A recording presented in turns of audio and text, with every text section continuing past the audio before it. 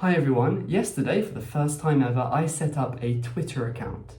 Now, the reason I did that is because I wanted to see if there was any interesting discussion on Twitter about King Arthur or Atlantis or any of the other things that I'm interested in.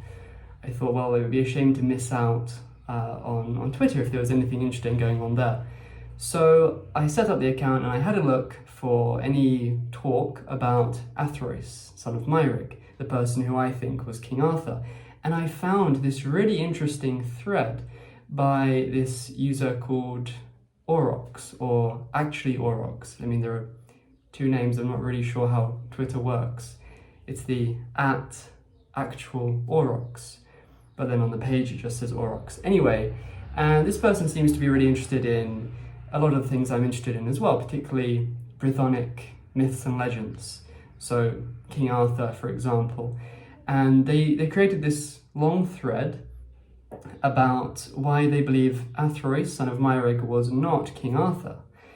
And I thought, well, those are some interesting points, let me respond.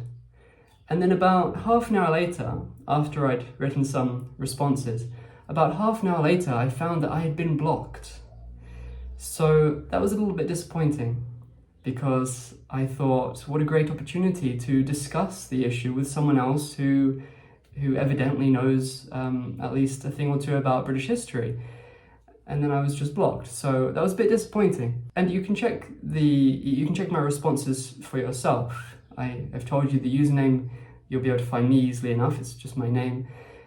So I don't really know how blocking works on Twitter. I don't know if you'll still be able to see my responses on their page since I've been blocked now, but I wrote them obviously before I was blocked. So I don't know if you'll still be able to see them, but you'll definitely be able to see them if you go on my page. Anyway, you can see nothing I said was rude or offensive or inflammatory. I was just responding to the points that they made in all sincerity. So I don't know why they blocked me. I guess they just didn't want to have an honest, open discussion about the subject, which, like I said, is disappointing. So I thought, well, I'll respond to the issue here. So one of the points that they said this was the key point. It's the issue of chronology. They didn't really talk about anything else, like what his family was like, where he lived, or all sorts of stuff like that. They didn't talk about how Athrwys does or doesn't fit the profile of King Arthur, aside from just the issue of chronology. That was the only thing they talked about. So regarding chronology, the point they said is that we can firmly establish when Athrwys lived, because in the Annals Cambriae, it mentions that his great-grandson, Fernvale, son of Aethel, died in the year 775. Now, given that the Annals Cambriae was not written long after this year, 775, it's very unlikely that this is out by any significant amount. So with that being the case, if the great-grandson of Athrwys died in 775, and we assume that he was probably about 70 or 80 when he died, then, well, it's quite obvious that Athrwys must have been born in the 600s, not the 500s. So he couldn't possibly have been Arthur. Now, that was really the only argument against the identification of Athrwys with Arthur that this account, Aurochs, presented on this thread. Although it was quite a long thread, but that was really their only point. So what I mentioned in my replies, which I don't know if they're still visible or not, so I want to emphasize it here, is that this isn't a solid foundation to base the chronology of an entire dynasty on. Think about it, it's one date in the Welsh Annals, the Annals Cambriae. Is that the only bit of information that we have about this dynasty? Well, no, there's actually quite a bit more information about it. I mean, because of the Book of Llandaff, we actually have a lot more information about this dynasty than we do about many others in early medieval Wales. So the idea that we have to use this one chronological reference to date the whole dynasty is ridiculous. I didn't put it in those terms, by the way, when I replied on Twitter. I didn't use any inflammatory language, I believe. I just simply stated what the facts are. So the issue is, is that Fernvale and Aethel were not uncommon names in the dynasty of Southeast Wales. And this is actually a point that's acknowledged by Patrick Sims Williams in his 2019 publication, The Book of Llandaff as a Historical Source. He talks a lot about the chronology of this dynasty, and he does support the later dates, but he acknowledges that the key chronological marker, or like the thing on which the whole chronology hangs, or at least the chronology of the early part of the dynasty, it's this reference in the Annals Cambriae, 775, for the death of Fernvale, son of Aethel. Now, he supports the identification of that Fernvale being Fernvale, the great-grandson of Athrwys. However, even he acknowledges that Fernvale and Aethel were common names, so there's no guarantee that this is actually the same Fernvale, son of Aethel, who's the son of Morgan, son of Athrwys. It could be a Fernvale, son of Aethel, who lived later.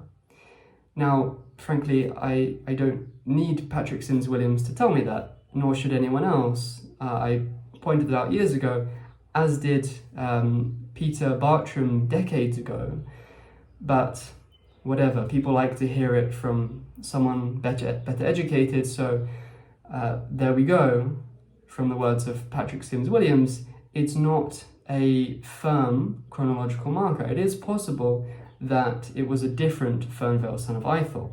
Now, we actually know from the Harleian manuscript 3859 that there was a later Aethel about 2 or 3 generations after the earlier Fernvale, son of Aethel, and his son isn't recorded because the line ends with him in that manuscript.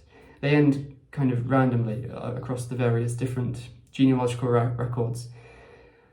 So it doesn't show who his son was, but he could easily have had a son called Fernvale because it was a common name. Now, if that were the case, then that would mean that this hypothetical second Fernvale, son of Aethel, would be about a century later than the earlier one. So that would push Athrwys back by a century, right into the time of King Arthur. So that's the problem. This chronological reference is certainly in isolation. If we didn't have anything else, then sure, I would agree. That would be the most logical conclusion, that these later dates should be the ones that we support in the absence of any other evidence. However, there isn't an absence of other evidence. There is plenty of other evidence. So, for example, there's a land grant in the Book of Llandaff which records Athrwys as King of Gwent, son of Meirig, and it specifically makes him a contemporary of several of Dubricius's disciples. So various disciples of Dubricius appear as witnesses to his land grant. Now, because they were disciples of Dubricius, and Dubricius was born in about 465 or thereabouts, then this would place Athrwys in the 6th century. And another example is the fact that Odosius, who appears as Bishop of Llandaff in the time of Meirig, Athrwys, and at least until several generations later, he's made the son of Budic. Now, according to Peter Bartram's A Welsh Classical Dictionary and pretty much all other sources regarding him, Budic of Brittany was born in around about 500. So his son is unlikely to have been born any later than 540.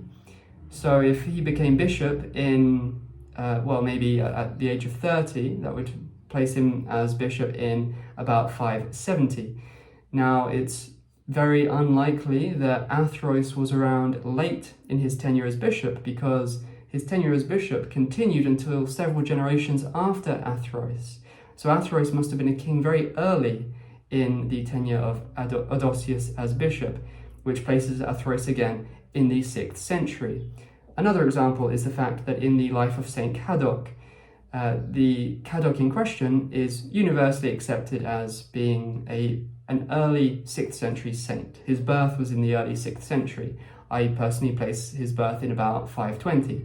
And in the life of Saint Cadoc, it gives the genealogy of Cadoc, and it shows that his great-great-grandfather was Tudrig. Now it explicitly identifies this Tudrig as the one who was a martyr at Mathern. Now that would be Tudrig, the grandfather of Athrwys, as we know from various other records such as the Book of Llandaff.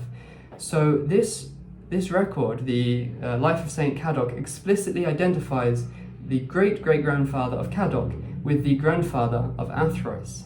Now, if Cadog was born in the early 6th century, and Athrwys, according to that genealogy, should be 2 generations above him, even if Meirig was a late son of Tudrig, that would still definitely place Athrwys in the early 6th century, no later, certainly nowhere near the 7th century.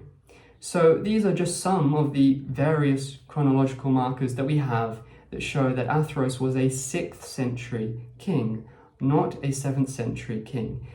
There's this whole weight of evidence supporting an early 6th century date, an early chronology, in contrast to the one chronological marker that supports, or that serves as the foundation of the later dates, which is the ambiguous reference to Fernvale, son of Aethel, dying in 775, which is interpreted as being the great-grandson of Athrwys, but is not necessarily so. He's never explicitly described as such in the record, whereas these other chronological markers, these other pieces of evidence, are explicit in what they say.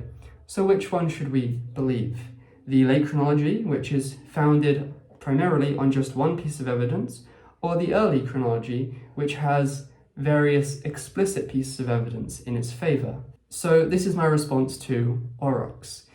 The one piece of evidence which is supposedly a refutation of the idea that Athrwys was the real King Arthur is not a valid refutation at all, because it's simply not a claim that's supported by the evidence.